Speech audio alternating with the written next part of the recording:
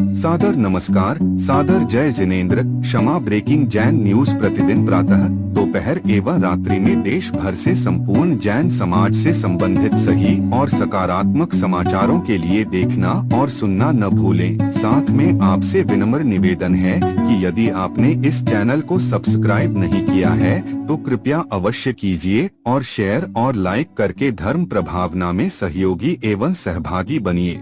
जबलपुर में आज 3 जून 2025 को अपना मंगल प्रवचन करते हुए परम पूज्य जैन आचार्य श्री समय सागर जी महाराज ने कहा कि विशेषण क्यों लगाए जाते हैं, क्योंकि दूसरे से अपने आप को पृथक सिद्ध करना है तो वहाँ पर विशेषण चाहिए। और आचार्य कहते हैं कि विशेषण से जो मुक्त होता है वही मुक्त होता है। आपने कहा कि जो विशेषण के काबिल हैं उनके लिए विशेषण चाहे जितने बोलो हमें आपत्ति नहीं। हम विशेषण का समर्थन करते हैं गुरुदेव के लिए, जिनके लिए आप अनंत विशेषण जोड़ दो फिर भी कम पढ़ेंगे। मेरे लिए एक विशेषण भी नुकसानदायक है। लीजिए सुनिए इस संबंध में दिया गया यह उद्बोधन। शुरुआत में हमने बात रखी थी कि आगम का कोई अंत नहीं है, शब्द सीमित होते हैं, पुनरावृत्ति होगी है। एक ही नाम राशि वाले रहते हैं तो उसमें विशेषण प्रारंभ होते हैं। विशेषण क्यों लगाए जाते हैं? क्योंकि दूसरे से अपने आप को पृथक सिद्ध करना है तो वहां पर विशेषण चाहिए।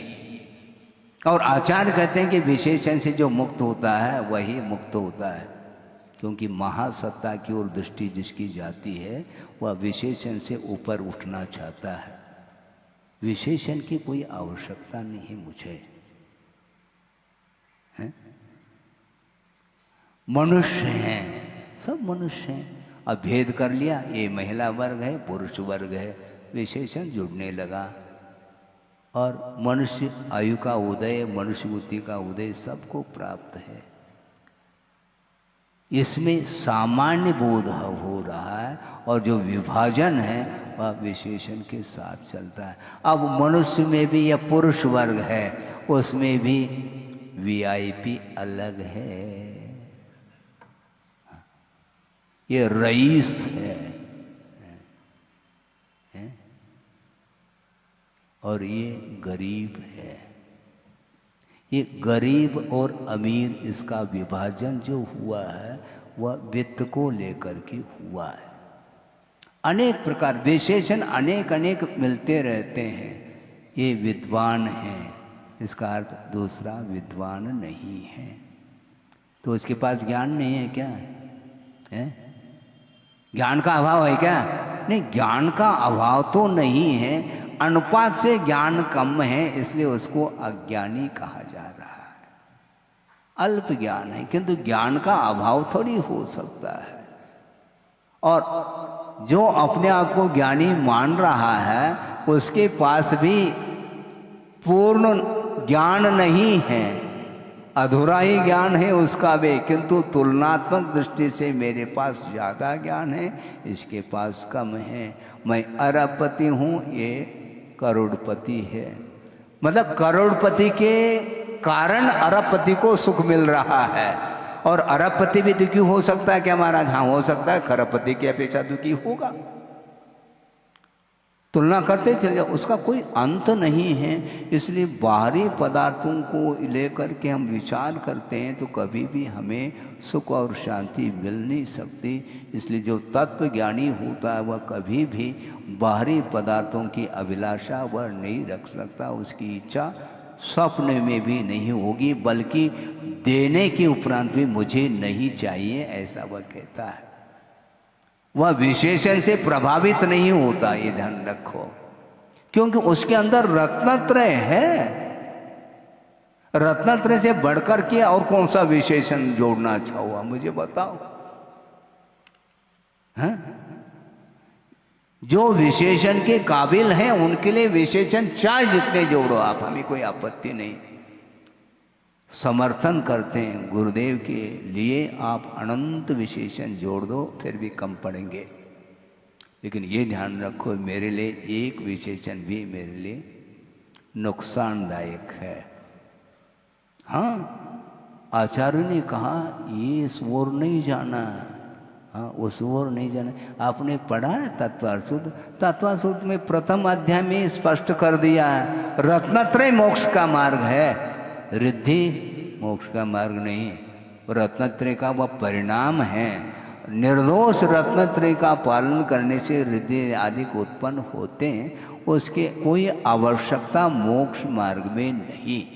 हमें मोक्ष पथ पर चलना है और मोक्ष पथ पर चलते बहुत कुछ सामग्री मिल सकती है, वह हमारा लक्ष्य नहीं है। हमारा लक्ष्य ना स्वर्ग है ना कुछ वैभव को प्राप्त करना है। हमें कर्म निर्जना करने के लिए अवसर मिला है और देव गुरु शास्त्र का समागम अपने को उपलब्ध होता है, उसका सदुपयोग करते हुए अपने परिणामों को उज्जवल बनाने का पुरुषार्थ करते हैं तो निश्चित रूप से हमारा हित हो सकता है, आत्महित हो। इस पवित्र भावना के साथ अहिंसा परमो धर्म की जय बोध। आज 3 जून 2025 को भोपाल में भोपाल नगर की प्रथम नागरिक महापौर श्रीमती मालती राय जी ने किए भोपाल में विराजमान आचार्य श्री शिष्य जैन मुनि श्री प्रमाण सागर जी महाराज के दर्शन और लिया आशीर्वाद तथा मुनि श्री से किया भोपाल में चातुर्मास करने का विनम्र निवेदन। लीजिए सुनिए क्या बोली इस अवसर पर महापौर श्रीमती मालती राय जी।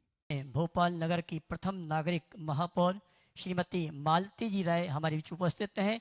मैं चाहूँगा परम पूज्य मुनिवर के श्री चरण नमन करते हुए आशीर्वाद प्राप्त करें और महोत्सव कमेटी की ओर से शौधर्मिंद केंद्राणी नमिता जी, प्रतिभा जी टोंगिया और कुबेर जी केंद्राणी श्रीमती सीमा जी आएंगी। हमारे भोपाल नगर की प्रथम नागरिक महापौर श्रीमती मालती राय जी का विद्या प्रमाण गुरुकुलम और श्री विद्यासागर प्रमाण संस्थान और महोत्सव कमेटी की ओर से सम्मान का कार्यक्रम और साथ में रहेंगे श्रीमान सुबोध जी नगर निगम और नरेंद्र जी टोंगिया, ये आएंगे।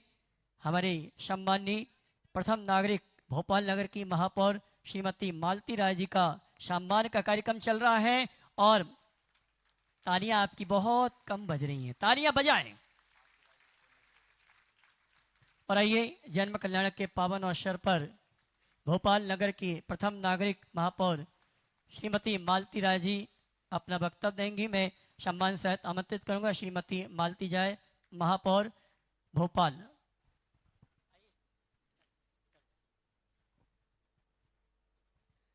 जब व्यासपीठ पे गुरुवर बैठे हो तो फिर हम जैसे लोगों की वाणी में क्या रस होगा जो यहाँ पर अमृत वर्षा हो रही थी। तो मैं तो आभार व्यक्त करती हूँ समिति का, आभार व्यक्त करती हूँ समिति का कि जैन समाज का जब भी कोई कार्यक्रम होता है तो मुझे सौभाग्यशाली होने का अवसर मिलता है उस रज में थोड़ा सा श्रमदान करके या श्रमदान करवा के गुरुवर के चरणों में नमन करने का अवसर मुझे समिति देती है। इसके लिए मैं समिति का आभार व्यक्त करती हूँ और हमेशा आभार व्यक्त करती रहूँगी। और जब मैं आई थी महाराज जी आपने बोला नेता, मैं नेता नहीं, मैं तो एक सेवक बन के काम करना चाहती हूँ। मैं अपने आप को नेता जिस दिन समझने लगूंगी उस दिन मैं ये सही बात है विलंब से आने लगूंगी। इसलिए मैं नेता नहीं सेवक बन के ही काम करना चाहती हूँ। और सुबोध जन से मैंने बोला था गुरु महाराज जी जब आएंगे मंच पर उसके पहले मैं पहुँचना चाहती हूँ। इन्होंने मेरे शायद सुनने में कन्फ्यूज़न हो गया होगा तो उन्होंने बोला आप 9 बजे तक पहुँच जाना, लेकिन मैं 9:15 बजे तक पहुँची, उसके लिए क्षमा। मैं तो यही चाहती थी कि गुरुजी जब मंच पर आए, हमारे महाराज जी जब मंच पर आए तो मैं यहाँ बैठकर उनकी अगवानी करूँ, ये मेरे मन में इच्छा थी। लेकिन आपका आशीर्वाद मुझे समय समय पर मिलता है और यही आशीर्वाद मुझे दिन रात काम करने की हिम्मत देता है। और कहीं ना कहीं आप जब मैं यहाँ आई तो जीवन का उद्देश्य महाराज जी के श्री मुख से अमृत वचनों के द्वारा बरस रहा था। और वाकई ये सही बात है, जो इस युग में जन्म लिया है, जैसा कि महाराज जी ने बताया कि सुख और दुख दोनों है, ठहराव नहीं होता। ये सही बात है। मानव जीवन है, सुख में अति उत्साहित हो जाता है और थोड़ा सा भी दुख आ जाए तो वो भूल जाता है कि इससे थोड़ी देर पहले हम सुख का जीवन जी रहे थे। लेकिन मानव शरीर है तो सुख को बहुत अति उत्साहित कर लेता है और दुख में सहन नहीं कर पाता है। ये वास्तविकता सही है। लेकिन मुझे लगता है जो आज हमने श्रवण किया है उससे अब हम ये महसूस करेंगे कि यदि सुख आया है और उसके बाद दुख आया है तो सुख की अनुभूति ज़्यादा करें और दुख को उस समय थोड़ा सा छोड़ दें, क्योंकि कहीं ना कहीं दिन के बाद रात आती है। इसी तरह दुख के बाद सुबह हमारी जब होगी तो सुखों की होगी। यही मैंने आज सीखा है। और महाराज जी, मैं प्रयास करूंगी कि राजनीति में कई बार ऐसा होता है कि जानकर किसी का मन नहीं दुखाना चाहते, लेकिन जनता है कहीं ना कहीं कुछ ना कुछ कमियां तो रह ही जाती है और सामने वाले के मन को ठेस पहुंच जाती है। तो मैं प्रयास करूंगी कि मेरे जानकर मेरे से किसी व्यक्ति का मन ना दुखे, मेरी बोली से किसी के व्यक्ति का मन ना दुखे, ये मैं प्रयास करूंगी। लेकिन जो कर्म है, जिस कुर्सी पे आप सब ने, जैन समाज के मेरे भाइयों ने, मेरी बहनों ने बिठाला है, वो कुर्सी तो ऐसी है कि जितना भी करें उस कुर्सी के माध्यम से उतना ही कम है। क्योंकि भोपाल बहुत बड़ा भोपाल है और भोपाल फैल भी बहुत गया और हर व्यक्ति की, हर कॉलोनी वालों की, हर मोहल्ले की अपेक्षाएं अलग अलग रहती है। लेकिन प्रयास करूंगी कि कितने लोगों की अपेक्षाओं पर खरी उतर पाती हूँ। लेकिन यदि नहीं उतर पाती हूँ, लेकिन मैं काम करने के लिए आप सबके बीच में प्रयास करूंगी। कई काम ऐसे रहते हैं, जैसा कि आपको बता दूं कि मैं तो चाहती हूं कि यहाँ पर इस तरह का काम हो जाए, लेकिन कहीं ना कहीं जो सिग्नेचर सिटी जो रहती है ना, वो सुबोध जैसे लोगों के हाथों में रहती है। क्योंकि ये यदि चाहेंगे, जनप्रतिनिधि एक ही अपेक्षा रखता है कि जनता के बीच वो पहुंचे और काम तत्काल हो जाए। वो जो अपेक्षा रखते हैं वो हो जाए, क्योंकि जनता जनप्रतिनिधि से ही अपेक्षा रखती है। लेकिन कहीं ना कहीं अधिकारी तो एक ही मन में भावना रखते हैं कि ठीक है हो जाएगा, और वो कहीं ना कहीं विलम्ब हो जाता है। लेकिन मेरा यहाँ बैठे हुए सभी बहनों से, सभी बंधुओं से एक ही आग्रह है कि मैं तो आपके बीच में सेवक बनकर आई हूँ। 2 साल का कार्यकाल और रह गया है। इसी तरह से मुझे आशीर्वाद मिलता रहेगा तो निश्चित ही 2 साल मुझे काम करने की ताकत मिलती रहेगी।